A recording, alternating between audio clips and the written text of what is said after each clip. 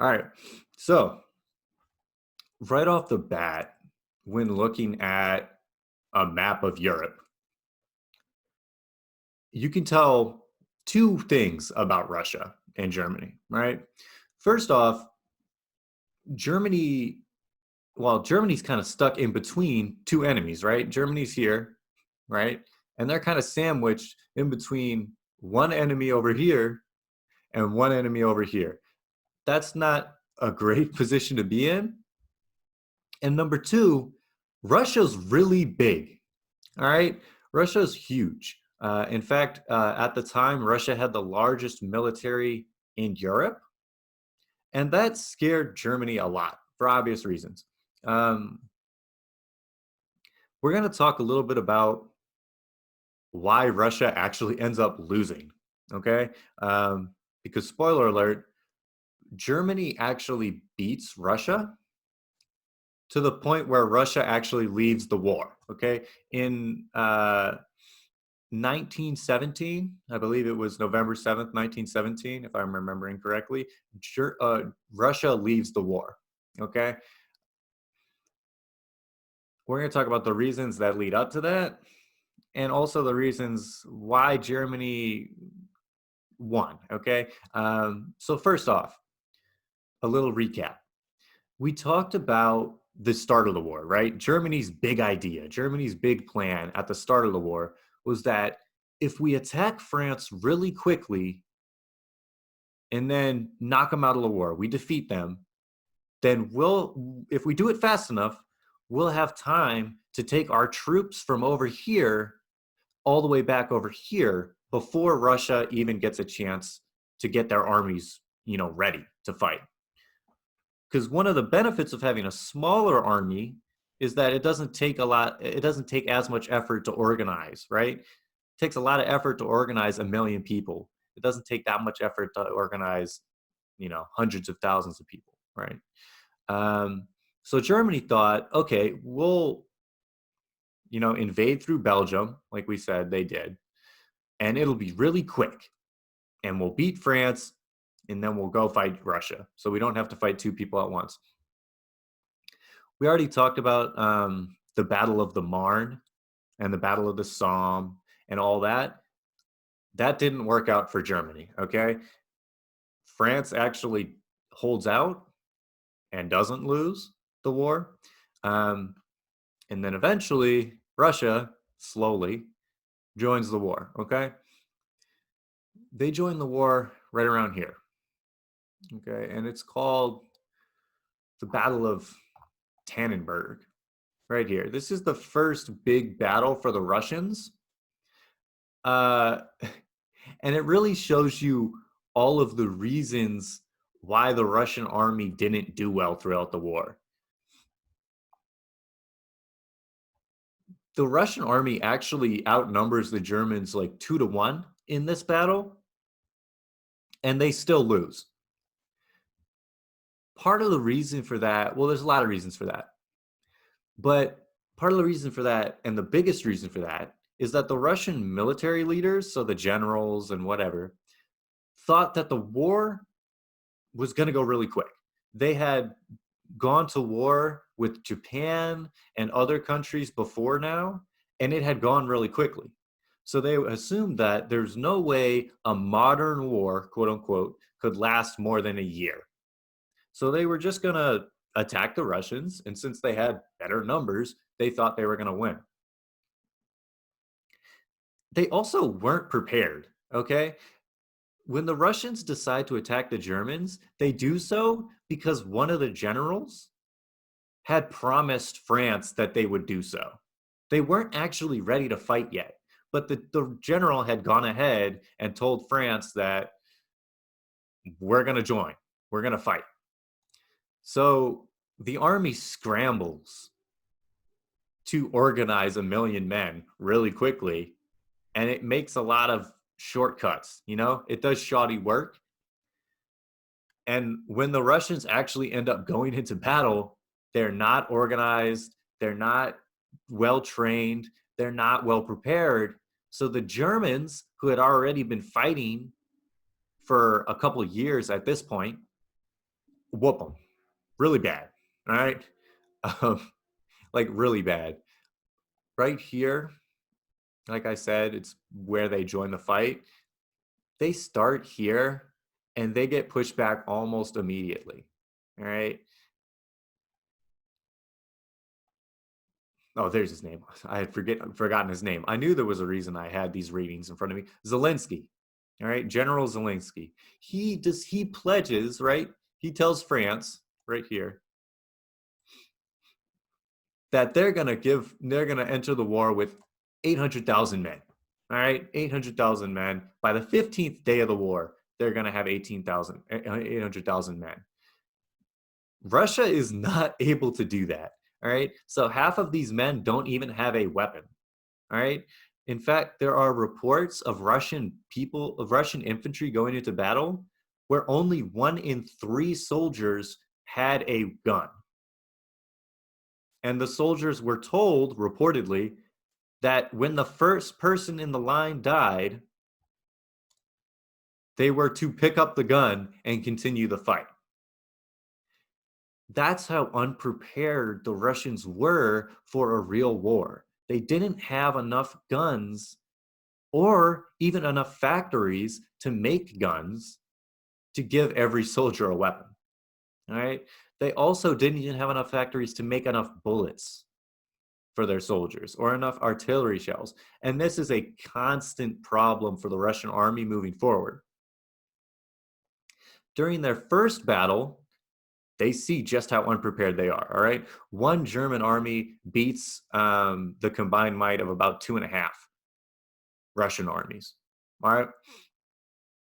Uh, we'll talk a little bit about General Samsonov later, but really Zelensky right here, big mistake. All right, he pretty much botches the entire fight. Right. So if I can bring that map back up, so you have the Germans actually beat the Russians here, and the Austro-Hungarians actually also hold off the Russians over here. This is humiliating for Russia. Okay. Russia is this huge country. In fact, I believe the largest country in the world, especially at this time. And they have just lost a war to the Japanese. And if you know anything about Japan, it's not a large country. And now they're entering World War One, and they've just lost their first 2 major conflicts. Okay. This is a running theme for the Russian war. Okay. Where when we talked about the war in France and in Germany, it was kind of evenly matched, where people, you'll gain 100 feet this way, and then the British will take that 100 feet back the next month. Russia is not like that, okay? Trench warfare does not dominate the Russian side of the war. That diagram that I showed you guys last lecture, it doesn't really apply. The Russian army was much more focused on moving, it sounds simple, but it's called maneuver warfare, moving their armies around a lot more. You aren't just sitting in a line shooting back and forth at each other, you're moving around a lot. That's why when you look at, if I can bring, I had my map. Where did I put my map? Well, I'll bring up the map eventually, but let's see, where is it? There it is. When you bring up this map right here, you'll notice that this is a lot more movement than you saw on the other side of the war, okay? It might not look at it like it initially, but there's a lot more movement around by armies, all right? You have a lot more movement in the lines. The lines are a lot less set in stone. And you also actually have some battles down here, okay? Later on in the war, Romania, right here, actually joins on the Allied side. So this becomes a new front. But regardless of all of that, the biggest issue for Russians during the war is a lack of industry. All right. While other countries like Germany, the United Kingdom or Britain at this time, and the United States had spent years building up factories to produce rifles, tanks, guns, artillery shells, whatever. The Russians hadn't. Okay. The Russians really didn't have that large of a focus on industry. And because of that, they're understaffed, they underperform, and they just don't have the same technology that the Germans and the rest of the armies have. So they get slaughtered. Okay. Um, and unfortunately for Russia, the leadership of the armies at the time thought that that was fine because Russia has a lot of people. So if you lose 1 million people, okay, it's fine. Because their army, when it was fully, their army actually grew to a size of 3.5 million people. So for them, losing men wasn't nearly as big of an issue as losing a German soldier, perhaps, right? So that's their biggest issue in terms of warfare. Here's what happens because of this, okay? So the Germans, essentially, the Germans and the Austro-Hungarians defeat the Russians at every turn. The Russians, it's a little more complicated than that. The Russians win a battle here and there, but more often than not, the Russians lose, all right? And they lose bad. And we'll skip this battle. I will make that available for this reading available to you if you want to read it in more detail. You don't have to. What makes this horrible for the Russians is the fact that they're just murdering so many young men.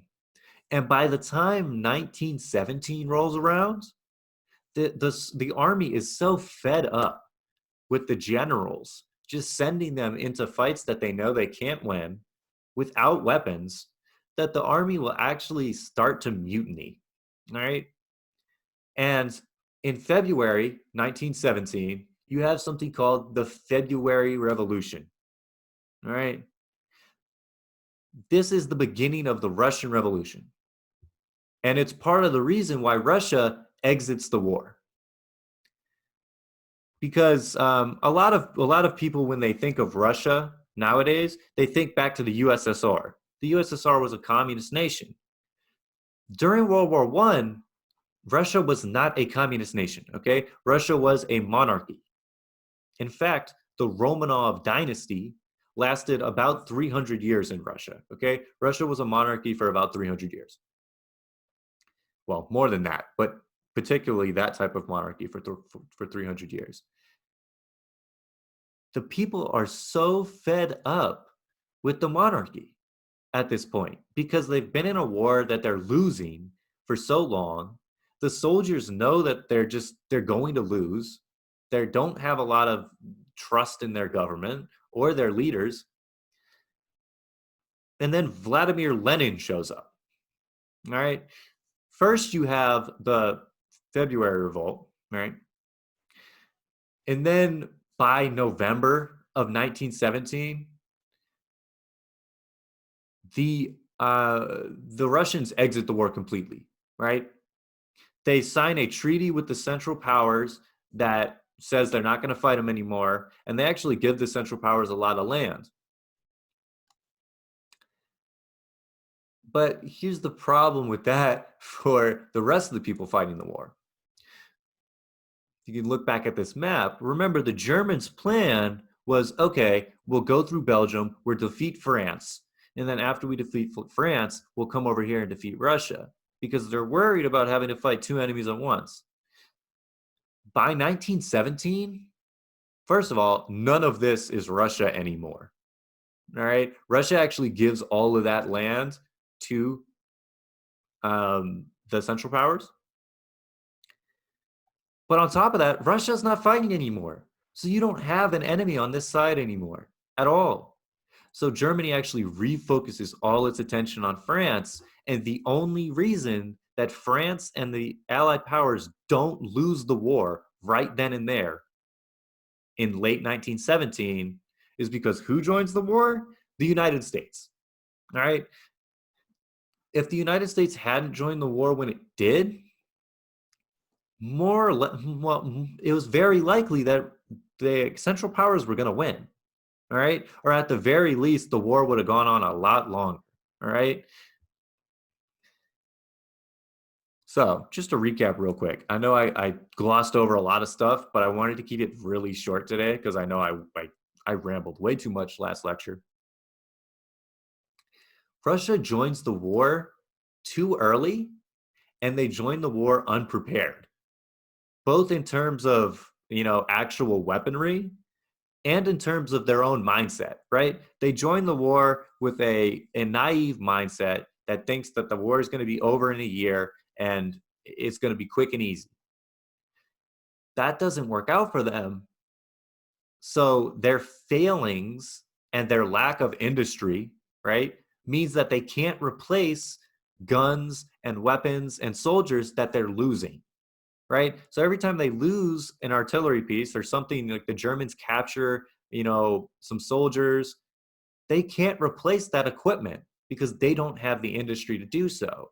And that kind of spirals out of control into the point where you have reports of soldiers being sent into battle without a weapon, right?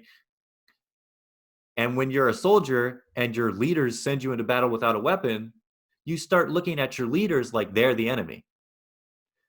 And that leads to the Russian Revolution, right? You actually, after Russia leaves the war in 1917, you have a civil war in Russia where the communist Reds, the communist Red Army, quote unquote, fights against the loyalist or imperialist White Army. All right. Obviously, the communist army wins, and they actually execute the royal family. All right. We'll talk about that next lecture, though, and I don't want to get too far ahead of myself. So, what you need to remember, especially about Russia, is they didn't have the necessary level of industry that they would need to fight in the war. They thought they did, but they didn't. They thought that the war would be over quickly, like everyone else did, but they learned that they didn't learn their lesson, and they lost a lot of men because of it. And three, they actually get beaten so bad that they have to exit the war, and the entire monarchy falls apart. All right. Not only do they lose the war, but the Russian monarchy eventually ends up being executed because of their mismanagement of this war. Right. Because the people get so mad at seeing so many men sent to war without training, without weapons, without anything, that they completely lose trust in their government and they rise up and they kill their masters. Right. That revolution actually spurs a lot of other revolutions across the world. But like I said, not going to get ahead of myself. So, whereas Germany and France had the industry they needed to fight the war, and Britain to some extent, the UK,